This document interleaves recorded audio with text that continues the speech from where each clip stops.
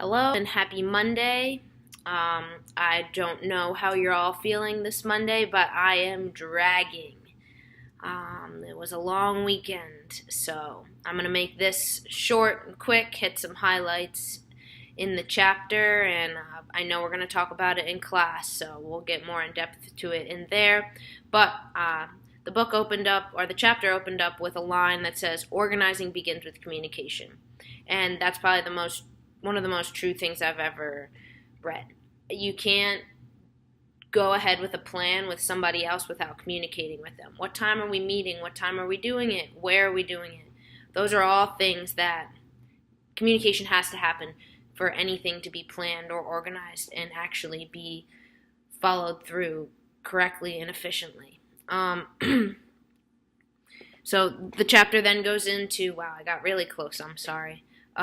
Chapter went into Four Flows model, which talks about membership negotiation, which talks about socializes individuals, negotiates boundaries, and then activity coordination is negotiation of work roles, division of labor, and collaboration with others.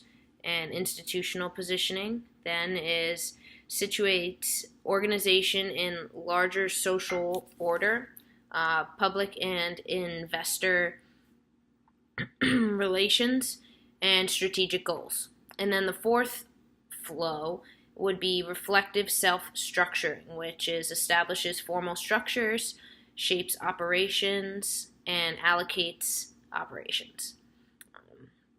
Then the chapter goes in talking about communicative constitution of organization. Organizing happens when two people interact around a particular focus of concern. This happens in every single conversation that you're having. You're talking about something. If you're trying to go somewhere with a friend, the example I used before of what time, where, what are we going to do, all of that communication has to happen. And if one thing is unclear, then your organization just goes down the toilet, because if you don't communicate something correctly or the other person doesn't communicate something correctly, your plan, there's going to be that piece missing and your plan is not going to go as planned. And then it went in talking about worldviews as a piece of the communicative constitution of organization. And this really interested me because, first it talks about two different types, worldviews. So the manager and then the employee. So the manager could think something is very important for the company to grow, but then the employee would resist that because it increases their workload.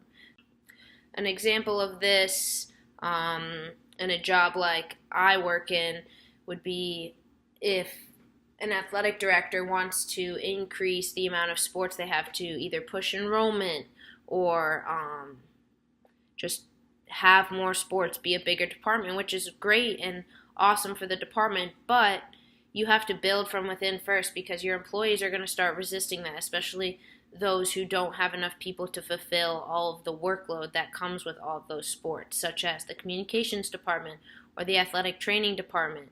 They need a lot of people to be able to make it work and flow correctly, and if that communication isn't there between the athletic director and the people in charge of those two departments, then it's something's going to happen that is not going to be good, and they're going to be like, well, why didn't you communicate this to me before? And you have to be able to communicate that, especially in a work setting when there's more than one person involved and who could be affected.